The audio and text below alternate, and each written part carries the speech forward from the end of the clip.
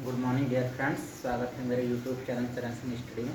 देखिए क्वेश्चन आज का लेंथी होगा, इसका हम शॉर्ट पार्ट अपलोड करेंगे। अगर लॉन्ग वीडियो देखना है तो आप हमारे इसी चैनल पर सर्च कर सकते हैं ये टॉपिक डालकर, ठीक है। PYQ PGT for math 2021 question number 31, ये टॉपिक टाइटल है और इसे आप डालकर सर्च कर सकते हैं। देखिए गाइस, ध्यान से समझते हैं। दिया इसमें हमें सेंटर ऑफ ग्रेविटी है, लेकिन करेंगे हम इसे सेंटर ऑफ मास से, ठीक। क्योंकि सेंटर ऑफ ग्रेविटी देखो, ग्रेविटी हर जगह, हर स्पेस में, पूरे यूनिवर्स में, पूरे ब्रह्मांड में अलग अलग हो सकती है, लेकिन मास उसका क्या होता है, हमेशा कांस्टेंट होता है, ठीक है। देखिए, टू यूनिफॉर्म मतलब गाइस, जैसे हम स्कूल को जाते हैं यूनिफॉर्म पहन के, तो कैसे होती हैं सबकी यूनिफॉर्म एक सी जैसी होती हैं, एक ही कलर में, ठीक है। सॉलिड तो यानी यहाँ पे एक समान सॉलिड है। स्पेयर्स जो ठोस गोले हैं।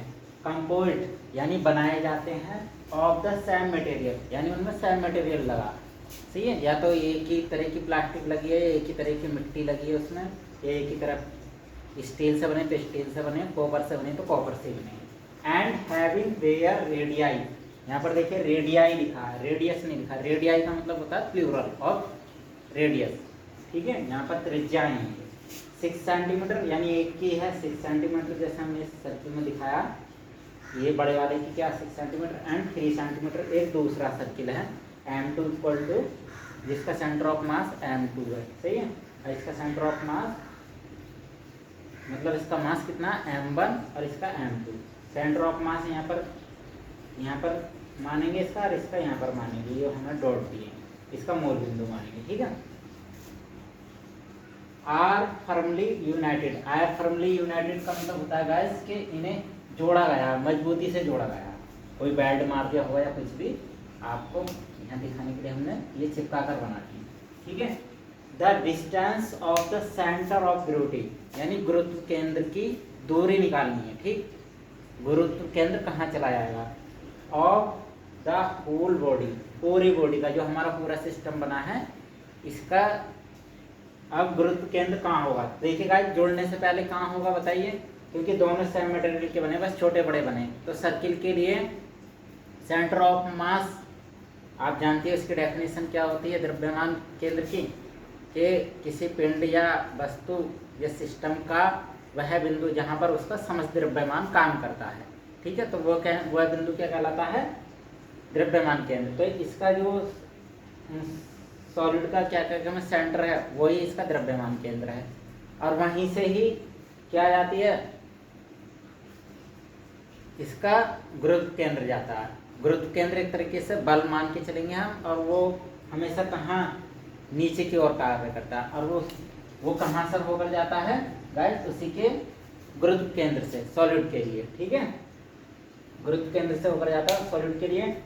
तो वही हमें डिस्टेंस निकालनी है कि वो सेंटर ऑफ ग्रेविटी कहाँ होगी, ठीक है। अब किससे दूरी पूछिए, देखिए the whole body from the centre of larger sphere, जो हमारा लार्जर स्पेयर है इसके सेंटर से इसकी अब सेंटर ऑफ ग्रेविटी कहाँ खिसक जाएगी, ठीक है। पहले तो यहाँ सेंटर पर थी, अब सेंटर से ऊपर की तरफ खिसक जाएगी। ऊपर का मतलब यहाँ पे रेडियस है, ये भी रेडियस है, मतलब कहाँ चली जाएगी, इन दोनों से बाहर चली जाएगी, या फिर इन दोनों के अंदर कहाँ चली जाएगी, ठीक है। जो 6 3 9 सेंटीमीटर इन बीच की दूरी बैठ रही, distance between 2 centres is 9 centimetre, ठीक है। यहाँ पर सेंटीमीटर दिया है इन्होंने, मैं लिखा नहीं है, ठीक। अब ये हमें निकालना है।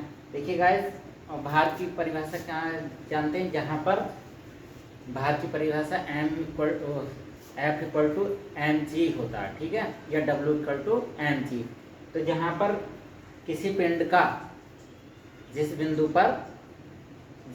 पर किसी भी पिंड का कुल भार बराबर क्या होता है, F बराबर mc कह दो, चाहे W बराबर mg, यानी वेट बराबर mc कार्य करता है, उस बिंदु को क्या कहते हैं हम, उस पिंड का या उस ऑब्जेक्ट का सेंटर ऑफ ग्रेविटी कहते हैं, गुरुत्व केंद्र कहते हैं। ये हमेशा नीचे की तरफ कार्य करता है। देखिए मास जो होता है, वैसे मास का वेट का हम डिफरेंस पढ़ाएंगे तो ज़्यादा वीडियो लंबा हो जाएगा। मास एक हमारी स्केलर क्वांटिटी होती है और जो हमारा वेट होता है वो एक वेक्टर क्वांटिटी होती है। ठीक, आप फिजिक्स में डीपली पढ़ेंगे, लेकिन फिलहाल हम यहाँ पर आते हैं। देखिए यहाँ पर दोनों सेम मटेरियल के बने हुए हैं, तो आपको दो टॉपिक लेने पड़ेंगे। एक तो इनका वॉल्यूम, सही है, किसका, यानी ये पूरे कितने बड़े हैं, कितना स्पेस घेर रहा है, प्लस इनका डेंसिटी। और डेंसिटी से इसका सवाल होगा, क्योंकि डेंसिटी क्या होगी, इनकी सेम होगी, भले से ये छोटे बड़े हैं। वॉल्यूम तो सेम होगा नहीं इनका, क्योंकि वॉल्यूम का मतलब है कि वो कितना स्पेस घेरते हैं, कितनी जगह घेरते हैं स्पेस में। और डेंसिटी सेम होगी। डेंसिटी सेम क्यों होगी, देखिएगा, एक गिलास पानी ले लो और एक जग में से एक गिलास पानी ले लो और दूसरा गिलास भी उसी पानी में से भर लो, तो दोनों पानी तो सेम ही है, पानी सेम है तो उनकी डेंसिटी सेम है। डेंसिटी की डेफिनेशन क्या होती है, total mass upon unit volume, यानी the amount of mass in per unit volume is known as the density of the object. ठीक है, यानी पर यूनिट में जो किसी पदार्थ की जो द्रव्यमान होगा वो क्या कहलाता है, हमारा डेंसिटी कहलाता है। ठीक है, यूनिट हम फिजिक्स में देख लेंगे, मतलब क्या होती है घनत्व की, यहाँ से निकल आएगी द्रव्यमान बटे वॉल्यूम, यानी वॉल्यूम की जो यूनिट होती है वो लिख देंगे और इसकी यूनिट लिख देंगे। तो देखिए m1 के लिए क्या हो जाएगा, यानी जिसका मास फर्स्ट सर्किल के लिए जो बड़ा सर्किल है, वॉल्यूम इक्वल टू क्या होता है 4/3 पाई r1 की 3, सही है, इसका वॉल्यूम हो गया। अब वॉल्यूम निकालिए, मास हमारे पास है, मास हमने माना है, दिया नहीं है गाइस, यहाँ पर दे भी सकते थे सवाल को लेंथी करने के लिए 20 या कुछ भी, ठीक है। तो m1/v, तो m1 हमारा कितना है, ऐसे ही रहने देंगे, और v कितना हमारा 4/3, तो ये 3 पलट कर ऊपर चला जाएगा क्योंकि ये डिवाइड में है, और बाकी ये सारा मटेरियल नीचे रह जाएगा। फिर density is same for both sphere, जो हमने अभी समझाया था, क्योंकि एक ही जग में से हमने 2 गिलास भरे हैं, तो ये एक ही तरह के मटेरियल से, कॉपर के हैं तो कॉपर भी वही है, उसी कॉपर से 2 सर्किल बनाए, यानी स्पेयर बनाए, सर्किल नहीं, ठीक है, सर्किल एक रिंग हो जाएगी। अब क्या होगा देखिएगा, क्योंकि इनकी डेंसिटी बराबर है, तो डेंसिटी के लिए क्या होता है m/v, m1/v equal to m2/v, ये हमारे दोनों सेम हो गए। इससे देखिए अब v से v नहीं काटेंगे, क्यों, क्योंकि गाइस वॉल्यूम इनके सेम नहीं है, सही है। ठीक, यहाँ पर एक तरीके से हम v1 लिख सकते हैं, इसे हम v2 लिख सकते हैं।